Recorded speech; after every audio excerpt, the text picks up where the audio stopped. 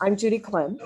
On behalf of the Friends of the Oak Park Conservatory, we are so glad to host you for our Get the Dirt program tonight.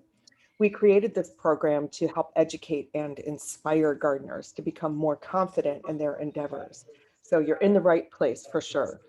A little bit about the Friends. Did you know the Friends of the Oak Park Conservatory is celebrating our 35th anniversary this year? We're a nonprofit organization that was formed after community members came together and successfully saved the historic property of the Oak Park Conservatory from demolition. This was 35 years ago.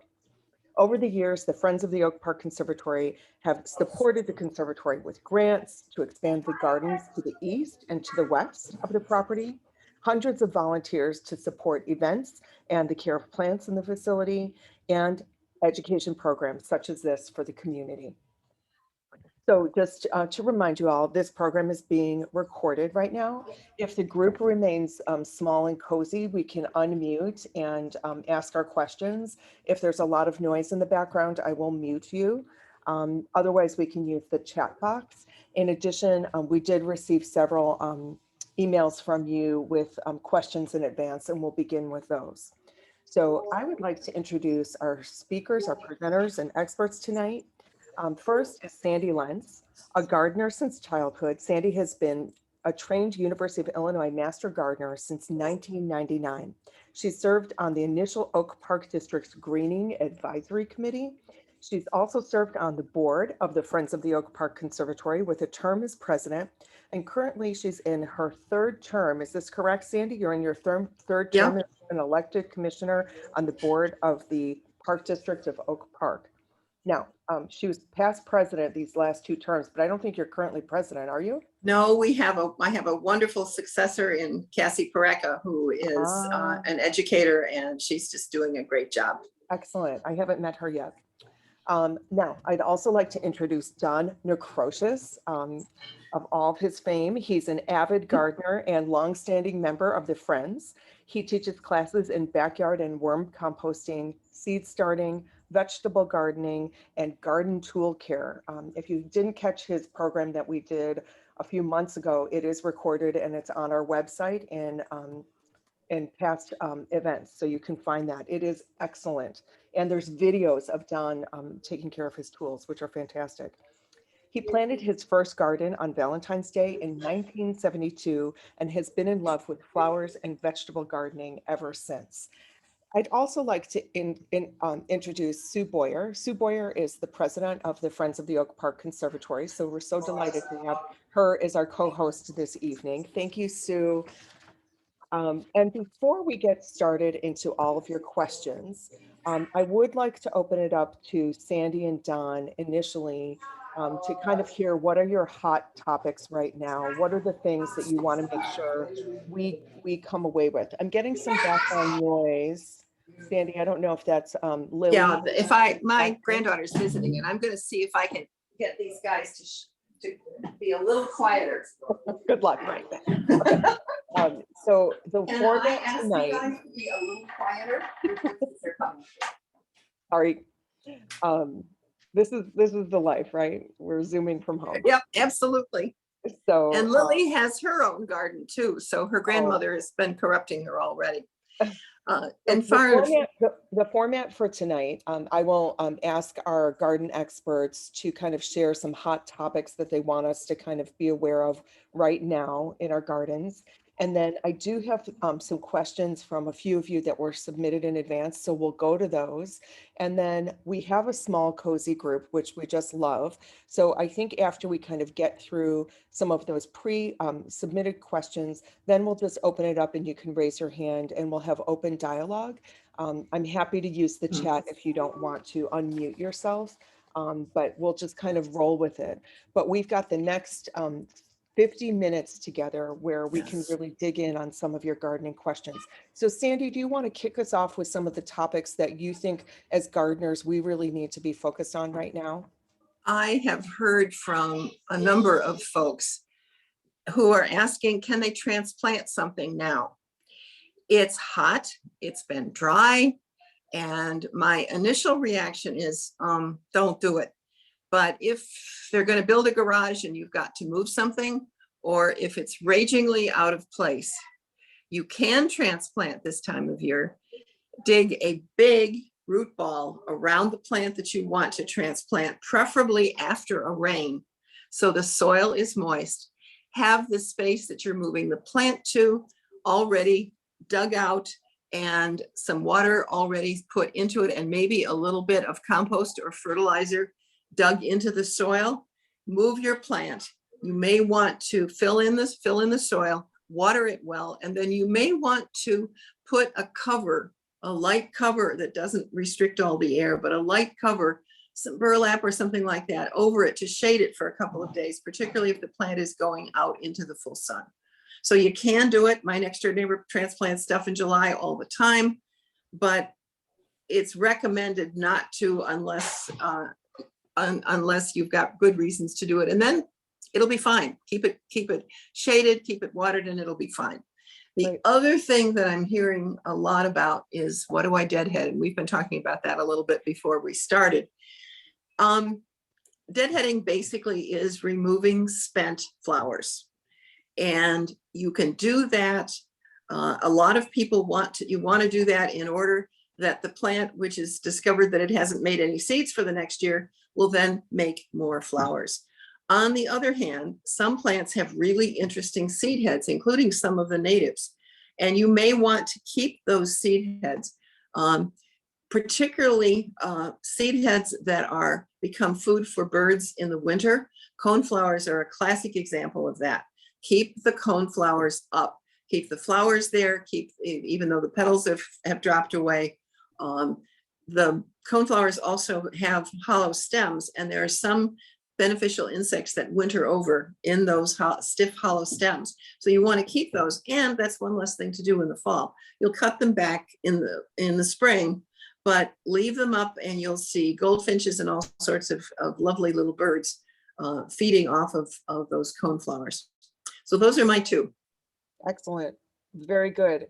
Don, do you want to share a couple of your thoughts? Yeah, Sandy just made me think of a Zoom program I took in recently by a woman named Heather Holm out of Minnesota, talking about parasitic wasps. And a lot of them winter over in hollow stems. And maybe that's an encouragement I could make for all of you is be on the lookout for such programs, which can be highly informative, very interesting, and well worth time on screen. How do you find them? Well, you join organizations like West Cook Wild Ones, which hosted that one. And there's lots of other organizations around. I see that Judy's saying she caught it too. It was really quite good. There's so many things to say about the summer. I wanted to mention real quickly that you may not know that most plants shut down when it gets too hot, just like we do. You leave the garden, they're still there, but they stop growing simply because it's too hot for their biological activity to occur. And anything too much over 85 degrees, and they're kind of in a stupor. You might see that if you have anything in the cucurbit family, that their leaves wilt horribly in the heat of the midday and early afternoon, and then they'll begin to perk up later in the day. You might get confused that they need water, and in fact, they're just kind of trying to protect themselves. I wanted to encourage you to continue to compost. I'm a real fan of compost. I think it's the answer to lots of questions. And I know there's a question about repotting and later on. And one of the suggestions, you can make your own soil. And one of the ingredients of a home recipe for soil is compost. So as you begin to harvest and prune in your garden, make sure that material goes into your compost pile. And you should also cut it into pretty small pieces. They generally say 4 to 6 inches, but smaller is better. And I like to cut stems on the bias. The reason for that is you put more surface area into the purview of the biological life that's actually going to break it down into humus eventually. I've spent hours on the side of a compost bin cutting, and enjoyed it actually. Anyway, watering very quickly. I'm just going to make a mention here that you do want to water in the morning. And I learned from a very wise John Seaton once said, if you're going to use a sprinkler, which is not a terribly efficient way to water, of course, drip irrigation is probably the smartest. But if you're going to use a sprinkler, put out an empty tuna can and put that in the spray of the sprinkler. And when it fills up with 1 inch of water, then you've known that you've given your garden 1 inch. I think it's a really good ready tool for solving that. We should all be going out and doing a clear or careful inspection of our garden plants now to be looking for issues that arise. Probably you're seeing powdery mildew on a variety of plants. I was looking in the meadow out here, and a lot of the monarda, the wild bergamot, has powdery mildew on it. It's just the nature of humid seasons, and that can happen certainly in garden plants or chosen cultivars as well. And I suppose the trick is to plant them with more room for air movement, as well as try to find varieties that are resistant to powdery mildew. And then the third thing is just ignore it. It looks awful. My lilacs get it. Some of my phlox get it.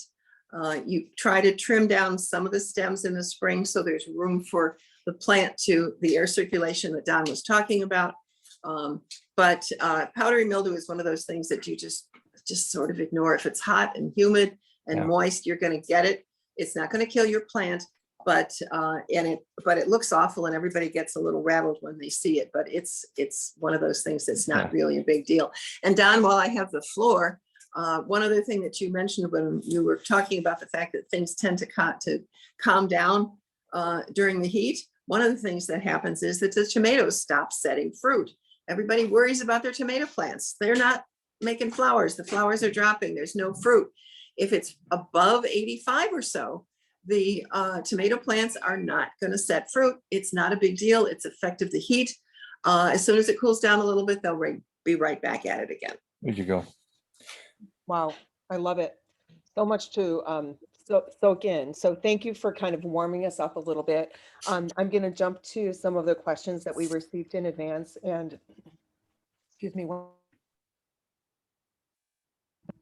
And since I see that all the guests that submitted advanced questions are on tonight, I might ask you to unmute when we hit your questions so that our speakers can ask you some follow-ups and clarification.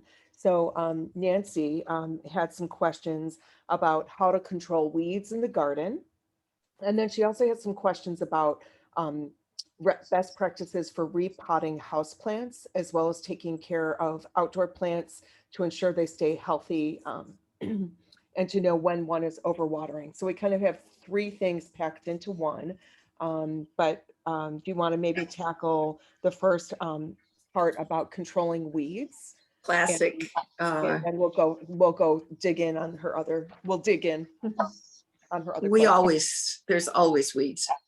Don is smiling because he knows there's always weeds and you can't get rid of them all. First thing in the spring, a weed pulled in April is worth 5 in August. So get after them early.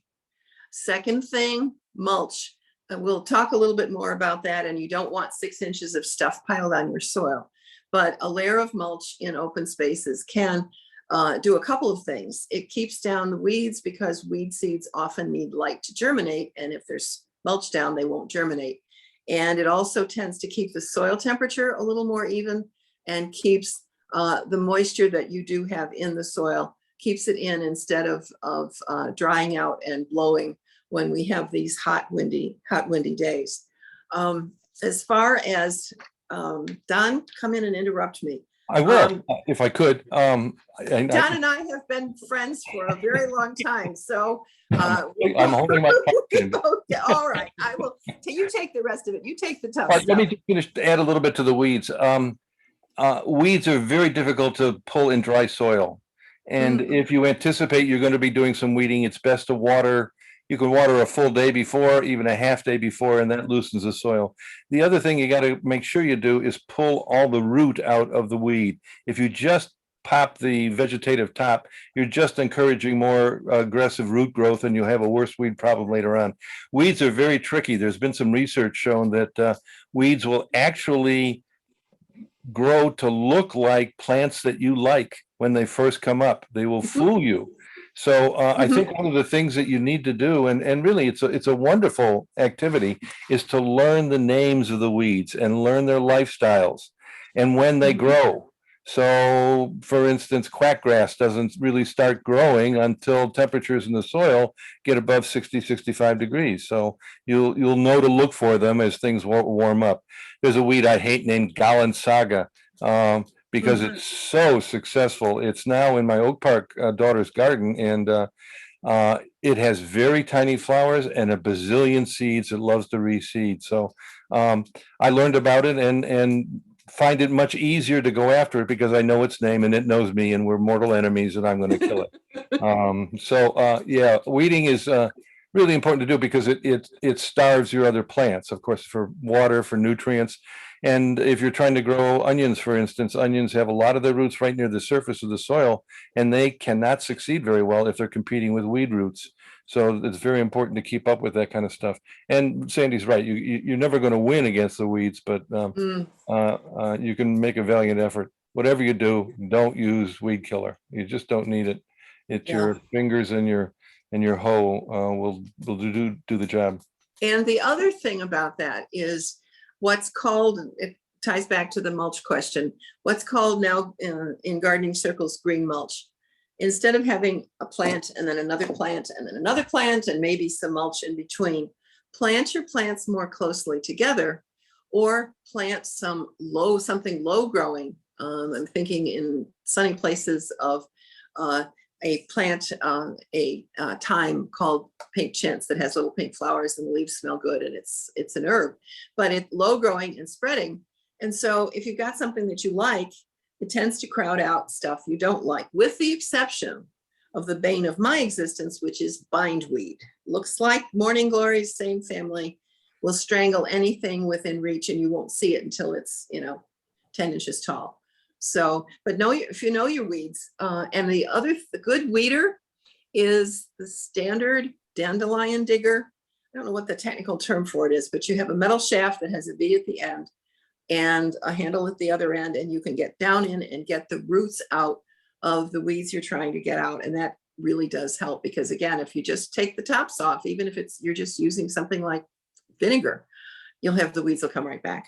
Okay, this is great. We could probably talk about weeding and we can circle back to it, but I'm going to just interject. So Nancy, you had some other questions about repotting plants. And so can you unmute and just maybe give us a little more clarity on what you were hoping to find out about that specific question? Yeah, and sorry, I know we said to move on from it, so I do have one question about mulch. How often should one, I guess, like we mulched our yard or our garden, I think about a month ago. How often do you have to replace the mulch? That was Let my me one ask, question. Nancy, what did you mulch with? What did you use for mulch? We had someone come in and do it for us, so I don't really know what they used, but it's a brown. I can show you. I'm actually outside. I don't know if you'll be able Oh, to this is great. Yeah. see Oh, the pretty. brown. That was, So I don't know what products he used, but there's a lot of like brown. We are new to home ownership, so I know nothing about gardening. You guys are the best. Everybody in this group has been there who doesn't know a weed from a weed whacker, and that's just great. And that's what we're here for. It looks like shredded bark, John, Shredded bark, doesn't it? yeah. Okay. Just real quickly, to answer your question, how often should you replace it? Yeah. First off, people generally say you want a 1 to 2 inch depth of mulch around plants, and that the mulch should really not get too close to the stems of plants because they can rot if they're kept moist. Okay. And if you're using an organic natural mulch, it should not be a colored mulch. It should not have a stain or paint or whatever in it. Yeah. And then it will begin to decay, but not fast. It may take a year or two before. And some sources say at that point when it starts to decay, and let me just open a parenthesis here, the benefit of an organic mulch is as it breaks down, it feeds the soil exactly what you want to have happen. Besides retaining moisture, besides keeping the weeds down, it can feed the soil. Some sources say when it really starts to break down, you should remove the old and put brand new on. I'm not so sure about that. I think you can just add some more after a while. And Okay. yeah. Well, that's- There are other mulches that you can use, like straw or even paper products.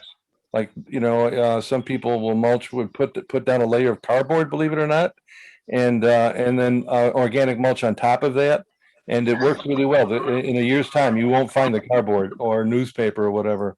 Or the grass that was underneath it that you were trying to get rid of. Yes, yes. Mhm. So anyway, great mulch is great. I'm thinking of is it the garden rant? Is that where Yes. this comes from? Sandy's, there's this gentleman out in Nebraska, I think he's from, who does wonderful programs, but he grows very natural gardens, and he's the guy who says, get rid of mulch, don't use mulch, plant the plants in such a fashion so that when they mature, they will shade each other out and become a real mulch. But frankly, if you look out in nature, the forest floor, even the meadow floor, is full of organic matter. Yes, things weed each other out, but yeah, I think a mulch for we suburban gardeners is a really good idea. Okay, so I'm going to shift gears. Do you want to ask your question, Nancy, about what are you, you're asking about repotting plants? And then I'm going to move on to some of our other guests. So what did you, go ahead. I recently bought a few plants from Lowe's and took them out of their original pot that they came in and then put it into another pot that had a saucer on the bottom. But I find that these plants are dying. I'm keeping them outside, and I read that they need low amount of sunlight, not a lot of, a little bit of shade. So they're outside on our front porch. And so it's kind of like a twofold question is, what's the best process in terms of repotting? And then how do you determine whether you're over or under watering it? Don, you want me to start off? The repotting, do you know what kind of plants you have? Oh gosh, they're in the front. I'm not sure. I've got a bunch of different ones that just required a low amount of sunlight. Yeah, well then, Nancy, one of the things that as a new gardener, you need to do is to learn what it is you have in your yard and what kind of, if you see a plant you absolutely love, it has no tag in it, don't buy it, because you won't know what it is, what kind of light conditions it needs, how much water it needs, any of those things. A pot with a hole in the bottom lets water flow through, so it's not sitting in the bottom of the pot. They may, and if these were initially house plants that you were bringing in effect outdoors to summer camp, they were used to very low light. And so if you transplant, if you move them all of a sudden, then they have not had an adequate time to get adjusted to, even when it's cloudy, to the bright light of the outdoors. I would bring them into a shady, much shadier spot. And while plants in pots tend to dry out more quickly, stick your finger in the soil. And if it feels dry, and in this weather with even large pots, you may need to water them every day. You want that soil to feel like a wrung out sponge, to be damp, but not wet or soggy and not bone dry. Don? Yeah, real quick commercial for the staff of the Oak Park Conservatory. They do have a repotting service. You can bring a pot in and they will repot with you and for you so that it's done well. Real quickly, this may be past Nancy's grade level yet on gardening, but there are plastic pots and then there are terracotta pots. The plastic pots are impermeable and are best for plants that either like wet conditions or don't mind them. The terracotta pots are best for plants that want a quick drainage. And so you have to keep that in mind. Nancy, you said that you bought a plant, put it in, the plant you bought, you put into another pot that had a saucer with a hole in it. Is that saucer fused to the bottom of the pot? Yes. Yeah, and they can be, I often find that there's two flaws with that. One, they really don't retain the water that you pour in the top of the pot when you're watering it. The water will flow out. So you got to put something underneath it to keep it from marring things. And then they often clog up because those holes are too small and they're often not right on the bottom. They're sort of on the side of the pot itself. So I would consider buying, and when you next time you go to a store where you buy plants. Just shop. Don't buy anything. Just look like crazy and learn as How- much as you possibly can and ask questions. You might find at a big box store that the wind will whistle in one ear and out the other of the person in the garden center. Really doesn't know an awful lot. On the other hand, a wonderful Oak Park Conservatory volunteer is Suzanne Gasick. No, it's not Yeah, Suzanne. Suzette. I'm thinking of Suzette? somebody else, right? Who is it? Oh, Suzette? Yeah, there's, besides Suzette, there's another volunteer. I'm sorry, I'm blanking on her name, but she worked at a big box store and so was a very valuable person to ask. Anyway, ask questions, Yeah. especially if you go to a private nursery. They're very good about answering questions. And again, just learn. And Sandy was absolutely right. Learn the plants that you buy or learn the plants that you've inherited in your home garden. And then you can, there's all kinds of resources.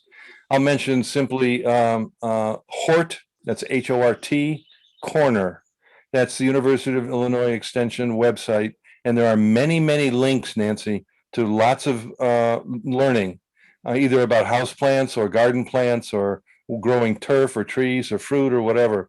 So that's a great place to start and to link to lots of wonderful information. Sandy and I are both legacies of their training. Okay, I'm One gonna other, and the two things. The only dumb question is the one you're not willing to ask because we've all been there, And another good resource is the Missouri Botanic Gardens website, and particularly their plant finder. If you put in even a common name of the plant, they will have a whole page of pictures and information and how it grows and where it grows and all sorts of other information. And it's up to date and very reliable. If somebody's trying to sell you something on a garden site, beware. But if you get as Don mentioned, the University of Illinois, any of the local universities, the .edu sites from Purdue and University of Indiana, all of those, you're going to get local information that is going to be reliable. So you've got lots of time on your garden books and your computer this winter when the weather is just too awful to be outside. So. Okay, I'm going to keep us moving. Thank you so much for your questions, Nancy. Mhm. I learned a lot just listening to, of course, our speakers. There's so much to learn. So I'm going to jump to Christine's questions that were submitted in advance. We need to plant something along our sidewalk. It's a shady area that will hold ground and limit the amount of mud that gets tracked along the sidewalk into the house. Possibly a grass or something. What would you suggest for a shady spot along the sidewalk? And what thoughts come to mind for plants? Before Sandy can jump in, I'm just going to put this word in. Don't try and grow a grass in the shade. Grass are sun-loving plants that really love to get started in cool, moist weather. So it's very difficult to get grass growing in the summertime. And that's probably not what you want there. But I think Sandy has some great suggestions. Sedges, which are grass-like plants. The old line is sedges have edges. The blades of them have sharp edges, and they will tolerate some shade. They're low-growing, grassy-looking plants. There's a whole raft of different varieties of them. And another one that I like and that I have out by my sidewalk is something called Prairie Dropseed. And I will not give you the botanical name because it's too long and I can't spell it, but it has seed heads that smell like buttered popcorn. And it will tolerate shady places. It's a lovely grass, and these plants you only have to cut down in the spring, and the rest they do it by themselves the rest of the time. And they're graceful, they blow in the wind. Mentioning sedges reminds me of something else, and that is a bane of my existence, which is please, please, please learn the botanical name of your plants.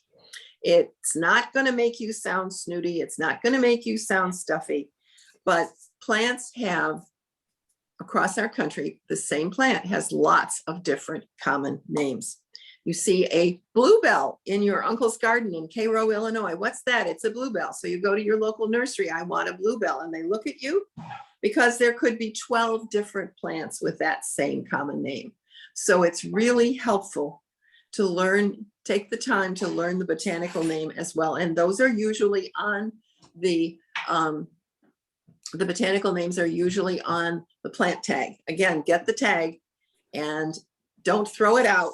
Read it, sit down, read it again, even before you buy the plant, so you know what kind of plant you're getting and you know what its true name is. The one Yeah, go ahead. Some additional plants for shade that you would recommend? I would, if by any chance it's a moist area or you can keep it moist, ferns would do very well there. Also, there's some native ferns.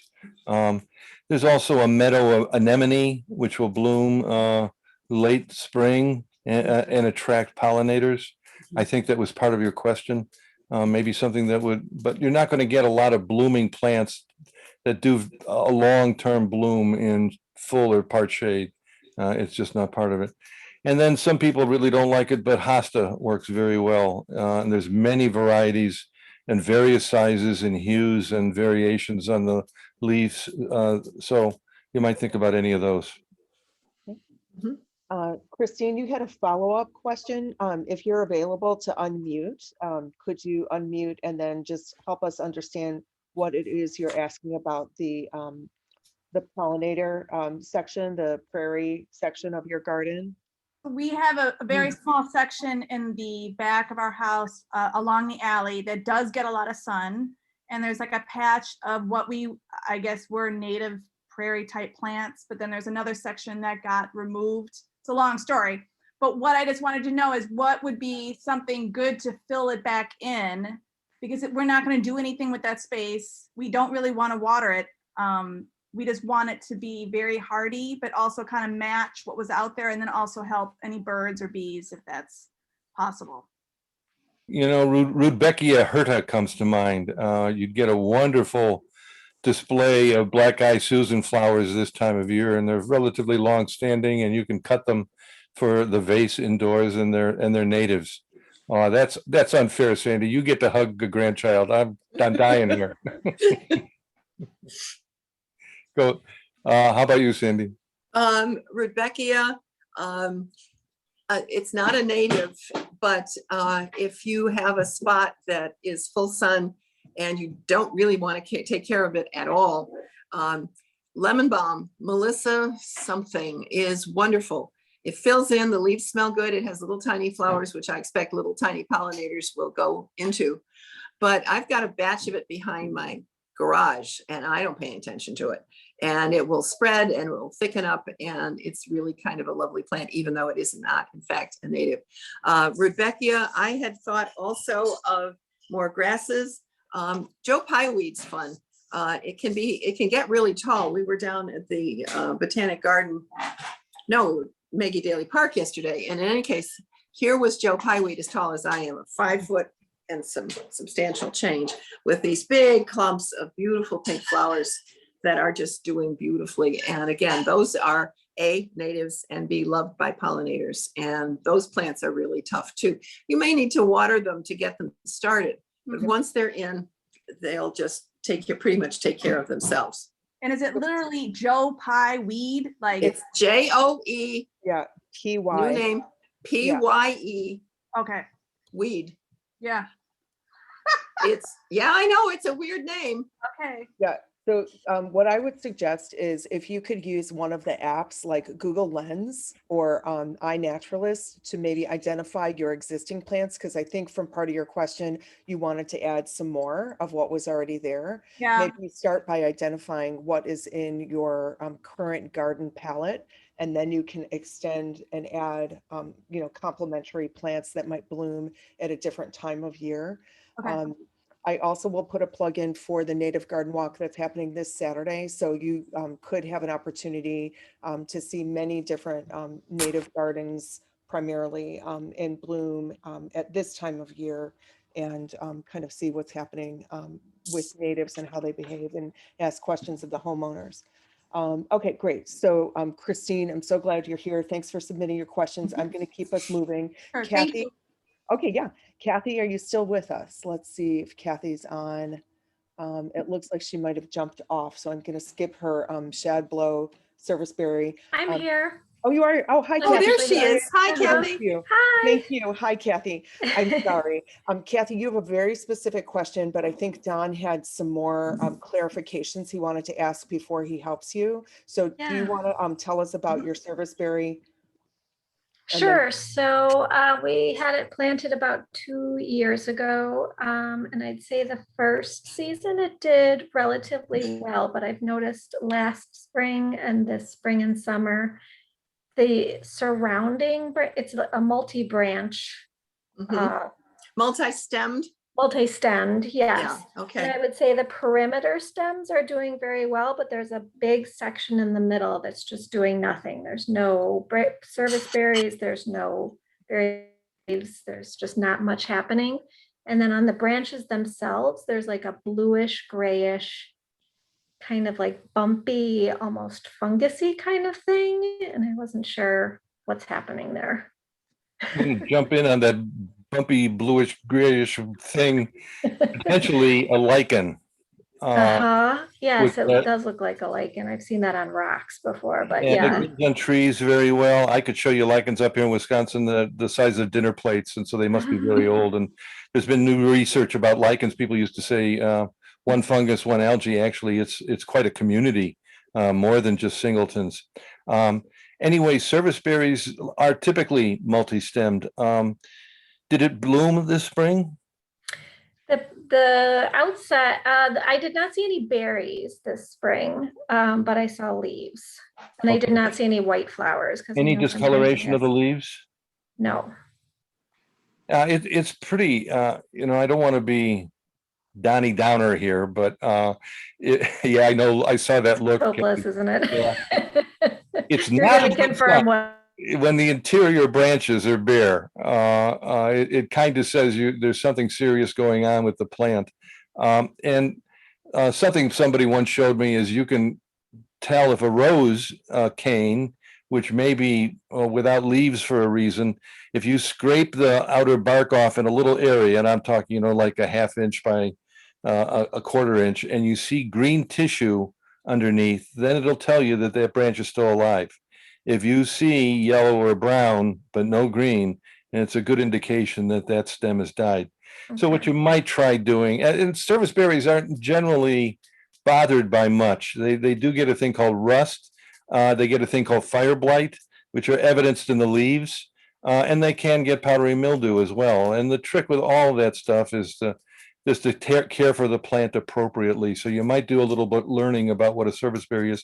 A favorite multi-stemmed small tree of many, many people, and my compliments on choosing it. And the native, Yeah, it's native, and it has, when it's doing well, clouds of blue flowers, and then the berries. And as the berries begin to ferment, you get drunken robins in your yard, so you get that as well. But I'm wondering, Don, if maybe taking out those center branches at the base, you might look at them and see. First of all, determine if they are in fact dead, and then cut them out at the base and see if there is something that has either rotted, or if you see a substantial hole that some critter has bored into the branch and helped to kill it. Borers and other kinds of creatures will do that. Great Okay. advice. So get yourself a saw or get yourself a sawyer and go after the interior stems. And generally when we cut stems, we like to cut them at an angle. If you Okay. cut them flat, you'll get water sitting on them, and that'll give a place for disease to get a toehold. So you want to put a bevel on it so it drains. But Sandy's right. I mean, take a look there. Once you start doing that, if in a subsequent year, if you regularly water it, and you could even give it a little bit of a compost mulch out towards the drip line from 6 inches away from the outer stem to the drip line of the plant. If in a year's time nothing's happening, you need to schedule a funeral service. Okay. There might be something in the soil where you planted it. There's Oak Park is full of old houses, and there's pipes and wires and all kinds of strange stuff in the soil. So you might discover that it got planted over an old driveway or a large rock or something like that, that affected how healthy it could be. So there's another option. Okay, yeah, I do have a lot of other things planted around it that seem to be doing fine, but just that's the center of the service berry itself is not good. Okay, I'm going to keep Okay, us thank moving. you so Kathy, much. thanks for standing ahead with your questions. I'm going to shift to Carrie's questions. Carrie, perhaps you can unmute if you're available. You had some specific questions that you submitted in advance, and I just want to make sure that we get to these. Sure. There were some questions about pruning salvia and Yes. hoping that it'll rebloom. And then you also had some powdery mildew. I know Sandy touched on a couple of these things, but do you want to encapsulate your question to the crowd here, Carrie? Sure. Yeah, no problem. Well, I think I'm covered on the bee balm with the powdery mildew Okay. because it sounds like I should ignore it, which Right. is fine by me. Right. It happens every year with this one particular little runt of a plant, and it blooms beautifully for, you know, a little bit, and then inevitably gets mildewy, and I just kind of ignore it. So I think I'll just keep doing that. Maybe I've moved it around a little bit, but it doesn't seem to be Is that the salvia? changing its style. No, this is actually a bee balm. I have a bee balm bee and balm, and a salvia issue. But I'm going to ignore the powdery mildew question because it's fine. My salvia question is, I think it's a May night salvia, and I've had it for a couple years in the same spot, and it blooms pretty robustly, you know, earlier on in the season, and then around now it gets deeply scraggly, even though I pruned it to try to bloom it again. And something just attacks it every year at this time. And I have other salvia around it that are doing great, that are huge, different, you know, like a cotton candy one that is doing so amazing. It's like triple the size. But this particular May night one just constantly gets beat up and limp and flattened and eaten. And I'm wondering if it's just a weak plant and I should give up, or if you can. I don't know that it's slugs because nothing else is being eaten. May night is usually a pretty vigorous salvia. Has lots of wonderful blue flowers. Do you deadhead it? Always, yeah. So you take the dead flowers, the flower stems off. Yeah. Okay. I do. And Because- it's just the right spot. I've watched many videos to make sure that I'm doing it right where I'm supposed to. If the plant is flattened, do you suppose somebody is sleeping there? Some native dog, some local dog or cat? Or rabbit. I mean, you know, I would think so, but I would be surprised. It's right next to our back steps, and I have a cat, so we're constantly in and out. And it's not my cat because she's too fearful of plants. So I think it's just a kind of a limp plant. It's really strange. It started out pretty strong, and I thought that was maybe just salvia because it was my first one. And then I got the bigger ones, the pink dawn ones, and they are like bushes, you know, compared to this one. And this one is like, you know, always Is it constantly getting dying. full sun? Because they need full sun too. It is getting full sun. It's in a corner next to the staircase, but it definitely gets a great amount of sun because the plants around it are full sun plants and they're doing fine. So it's just this, I don't know what I'm doing wrong. What about dividing it, Sandy? What about lifting it and dividing it? And that's, or just picking it up and saying, okay, if you're not doing well here, I'm going to move you. Yeah. And put it in a different spot. Again, there may Yeah. be something in the soil. The I other thing you know. might do, I have a Caradonna salvia, which is a perennial one, and it's dark blue and it's gorgeous, but it has a tendency to flop. So I have put a ring around it. I cut up some tomato cages. So I have some rings with vertical pieces hanging down from them. And a couple of my plants, including one of the salvias, I have ringed that helps to keep them from flopping all over. You might want to try doing that also. And making sure it gets enough water. You know, if it's in a corner like that, it may not be, there may be a bit of an overhang and it may not be getting enough water. Yeah, You know, go ahead, sorry. I'm just going to chime in. The typical reason for flopping on salvia, either too much water, too much fertilizer, or not enough sun. Not enough sun. Yeah. You know. All right, you know what, I'll move it. I'm going to move it. And I'm going to do, like you said earlier, I'll move it now, but do a really big root ball and very Mhm. carefully throw it into the next bed and see what happens. And see what Because- happens. And because it's going to be there for a while, amend the soil. Anytime sure. you add, plant perennials, you want to lighten the soil and give it some long, slow release natural fertilizer if you can. Or a Okay. couple of scoops of homemade compost. For sure. Yeah, I always do. Just because the beautiful clay soil of Oak Park is like, Oh, please. Suffocating. I'm going to be battling it for the next like 30 years. Yes. I've been working on it for longer than that, and I'm still fighting clay soil. So Yeah. Oh yeah. I'm comes gonna with the keep it moving. territory. I know that you had another question, but I'm going to hold for just a second For because it sure. opens Pandora's box with vegetable gardening. And I just Yeah. want to address one of our attendees, Anna's question here. She wanted to know what some of our hardy annuals we would recommend for fall transplanting. She is looking at the recommendations she's seen are more geared toward warmer hardiness zones like 6 and up. But what do you suggest for annuals for fall? Let me just chime in real quickly. Our USDA hardiness zone is 6A from about where we are going to the lake. And it's because of the influence of the lake. And certainly that has changed over the last generation. We used to be 5B, but now we're in 6A. And Oh. Hi, this is Anna. Wow, so that's one of my other questions, like actually nailing the hardiness, because I've seen 6A, but I'm like, that's too optimistic. no, So I appreciate that clarification. Yeah. as Shakespeare says, be bloody, bold, and resolute when you want to try planting things that are a little bit of a stretch, especially if you have a microclimate. If you've got something Yeah. like a south-facing wall that's going to protect it or keep it warm, you can really get away with some interesting things. But as Sandy will gladly tell you, the right plant in the right place, treated appropriately, is the way to success in gardening. And sometimes you can stretch and say, well, I really want this particular plant and I'm going to give it the best conditions I have.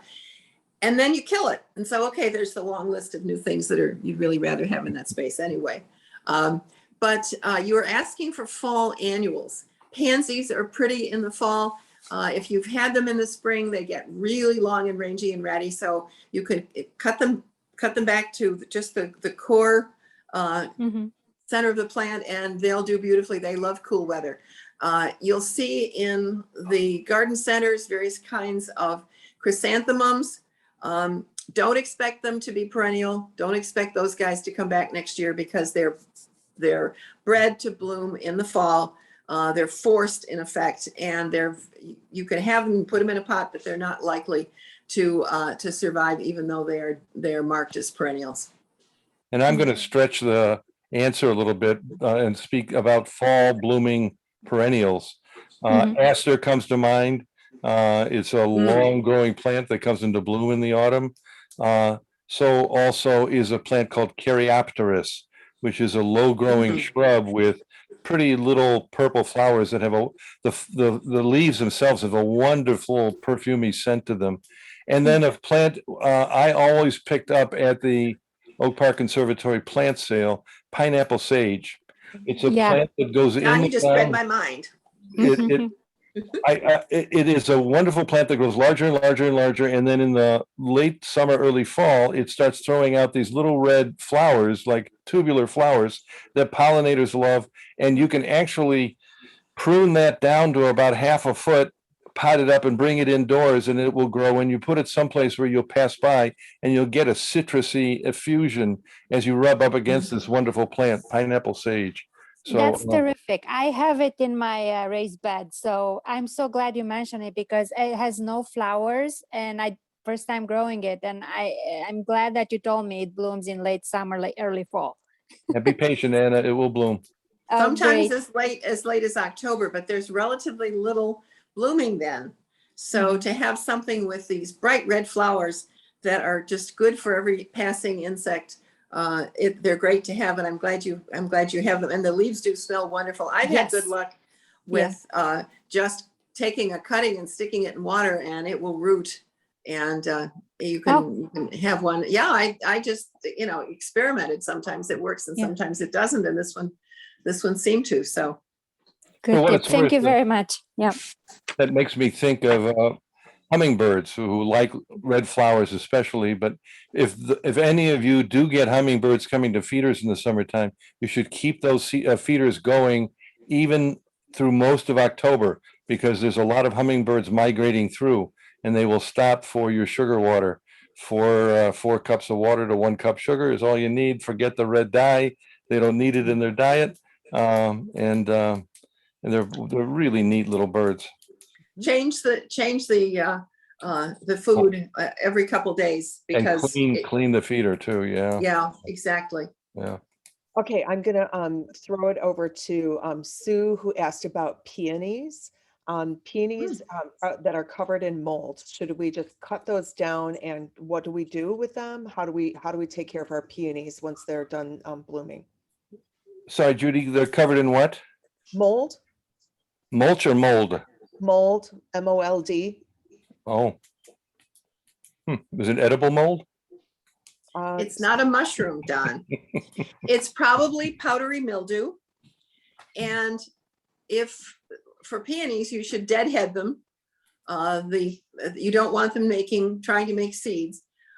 You want to keep them, again, more open. If you've got a plant with a lot of stems, take out some of the center ones at the base. But I don't cut them down until fairly late in the fall. And if they have mold or other things on the leaves, I don't compost those. They get something called arachnos, which makes the flower buds turn black and blast, and they're bound to get it no matter what. So cut those down in the fall. Don't keep the stems up, and take that material and don't put it in your compost. Excellent. Okay. Yeah. I have my mother's peonies, so I'm so glad that they're mine are super hardy, but I never know, like, do I cut the leaves down, or I actually have left them, and it adds some nice green color to the garden. So I do like them. Oh yeah, don't cut them down until fall. Leave them as a foliage plant. Yeah. Leave them as a foliage plant. Okay, so then another question from Sue, and then I'm going to open it up for other public comments. So be ready, guys. Our iris was attacked by iris borer. Is it possible to save the remaining plant? Should we cut the leaves? Is there anything to present or treat for this borer? Yeah, there are treatments for it. You really should lift the plants and cut them apart and discard the affected pieces, because you won't get rid of them just with an insecticide. So yeah, you really do need to go in there and move them around to attack that borer. Don't plant them in the same place, because there may be borers in the soil, and you'll wind up with the same problem. Iris, I'm not successful with them. They like supposedly poor soil. They like full sun. They don't like being planted too deep. There are lots of iris tutorials from people who know much better about it than I do online. But if you've got borers, go in there with a spade, dig the plants out, cut them apart with a really sharp knife, and don't replant any of that mushy section where you can see where the borer holes are. And if they've gotten up into the leaves, which is usually where you see the first evidence of them, that stuff should go in the trash too, and not in your compost.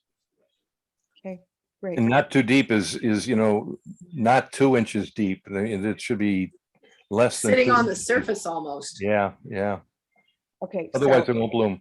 a question about how short to cut the peonies down. I usually do about to 6 inches, but Sure. what would you recommend?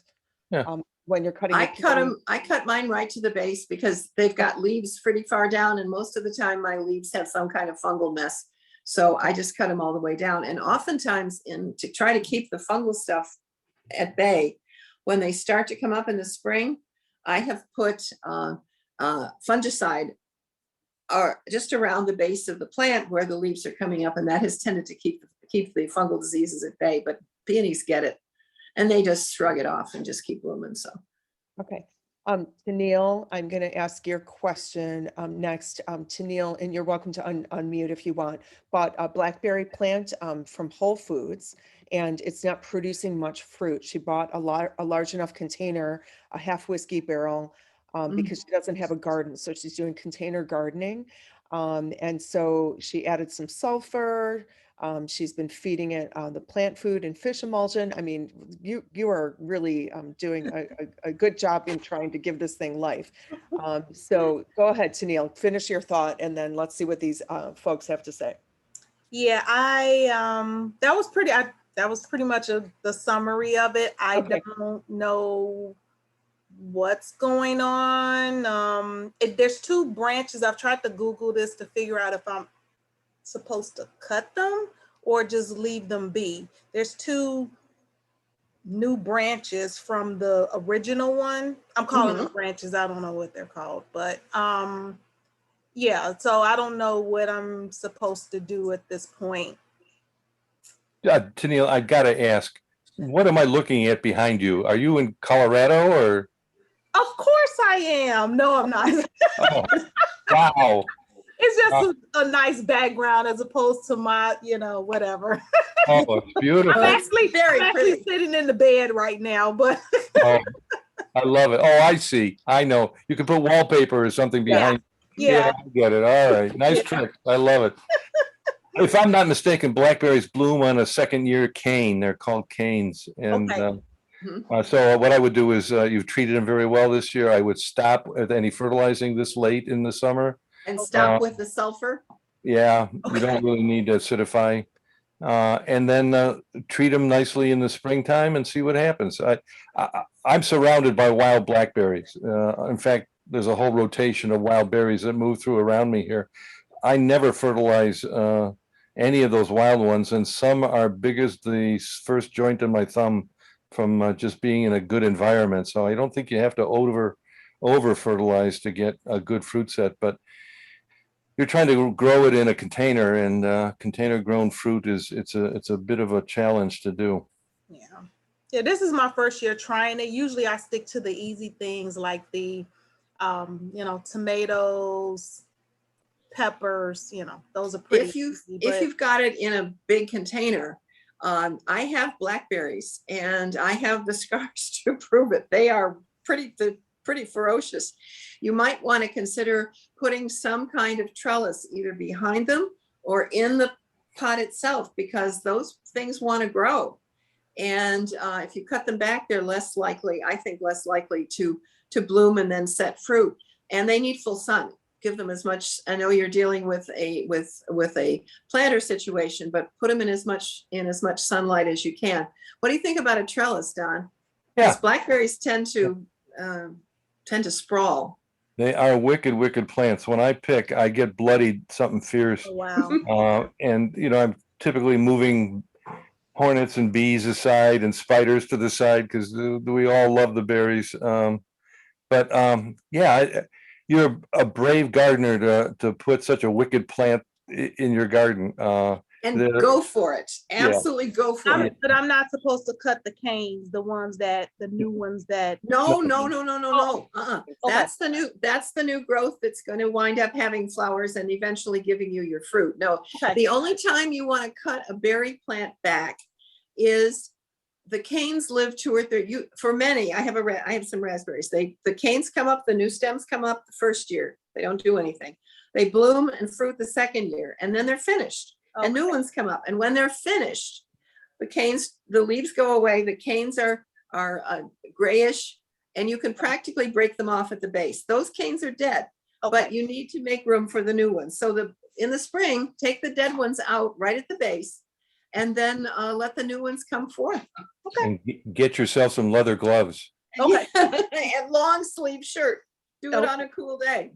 All Okay, right. I'm gonna thank you so much for the question, and keep us posted on how your berries come in. So we have a couple more questions. If you guys can hold out, we'll go over a few minutes. I'll try to keep us on time. I'm worried about Jean's question because it could be a lengthy response. She's looking for specific recommendations for starting compost in her apartment. Is Jean- Simple answer: worm composting, or a thing called bokashi. bokashi. Bokashi.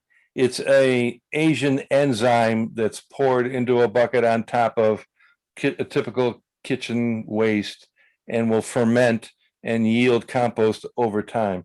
But I would stick with worm composting as a simple answer. Take a class. Okay, so Jean, I'm keeping it brief because it really, we could open a can of worms if we get into worm composting on this call. All right, I know. But there's Thank you so for much- that. Yeah, sure. There's so much, and Don is really an expert. So we do have worm composting at the conservatory, and you're welcome to reach out to me directly, and I can see if one of our docents or Don, if he's back around Oak Park, we can maybe kind of show you what that setup is. Okay, so Laura has a question that I would like to discuss as well about the tomatillo. It's producing a lot of husks like my one tomatillo plant is, but the fruit itself is super tiny, like the ones on mine as well. So my tomatillo is massive. It's like probably 5 or 6 feet tall and wide. And it's in a container bin. And I don't know how Laura's is planted. And I heard after I planted it that I'm supposed to have 2 tomatillos so that they cross-pollinate. But what do you guys know about the tomatillo plant? If you can keep it slightly brief, help us out, because I'm with Laura. I hope you're taking this, Sandy. I've never, yes, I have. I've grown them once. I don't know a lot about them. They're not related to tomatoes. You use them in Southwestern cooking and they're really delicious. But other than that, I'm not really knowledgeable about it. And that's the other thing. I'm perfectly willing to say, I don't know, but I'll go and look it up and see what the, what the issues are. There may be some in particular. I'm a big fan of gardening books. There may be some good gardening materials from places in the Southwest like Santa Fe that can give you good information because they grow them out there all the time. I don't know what the issue is, but this is one where it would be helpful to go find an expert who has grown them and who understands what their culture is. Laura, if you're on, where did you buy your tomatillo? Do you remember? I actually got mine. Can you hear me okay? Yes, we can. And the above cicadas. all the cicadas, yeah. I hear them. Yeah, I actually got mine from the Oak Park Conservatory plant sale. So That's thank you very cool. much. Mine. Yeah, so I think. And mine is also like super tall and just shot up and there's like 100 husks on there. Yeah. So my husks are actually turning yellow. So I don't know if I'm over watering and they're dropping. Yes. So I don't know what's going on, but you and I should stay in touch on this. If you're not already on the Garden Club Facebook page, I did put the link in on the chat. It's a wonderful resource. Tomato Lady, Lissa Dissert is on there as well. And she's the one that said that you need 2 to cross-pollinate. But in the past, and I've grown them in the past, mine have come in later in the season. And so I'm not worried about the size of the fruit right now, because usually it's not till mid to late August almost where mine are starting to burst at the seams. Oh, okay. So I'm still just holding out, but let's stay in touch and see, what happens, because I just hope that because I only planted 1, is it actually going to produce right full fruit? So, I heard the same thing too. So I was thinking about getting a second, and then all of a sudden they were producing some fruit. So I thought we were good, but okay. I will get on that Facebook page and definitely let's stay in touch. That sounds great. There'll be somebody who is really knowledgeable about the culture of those plants. Yeah, great. And Thank in you. the past, years ago, I have planted multiple ones and I've had very productive, very, and then they self-seed all over the place. So they're very fun. And yes, you can make salsa verde. I also cut them up and put them into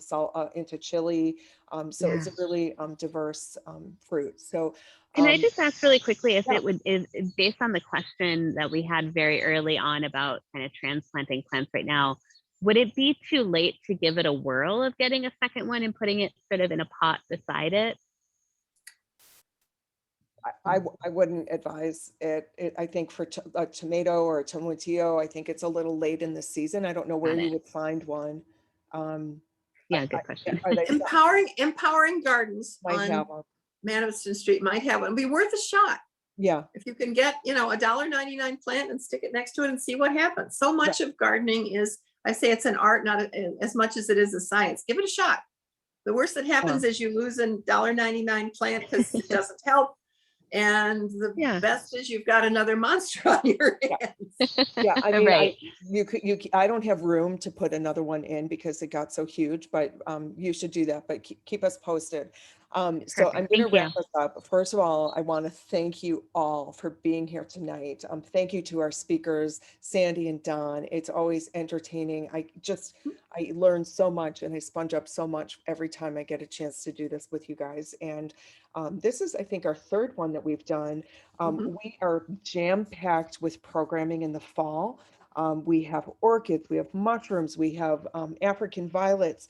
And so we're gonna hold off on doing a Get the Dirt, but we will bring it back in the future. So just FYI, we are so glad that we were able to do this program, but we have so many interesting other programs that are coming up in the fall, and the information on those will be released soon.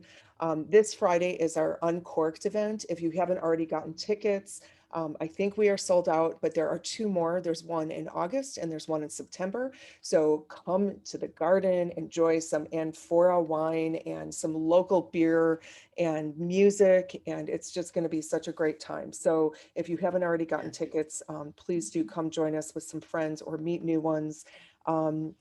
What else do I want to mention?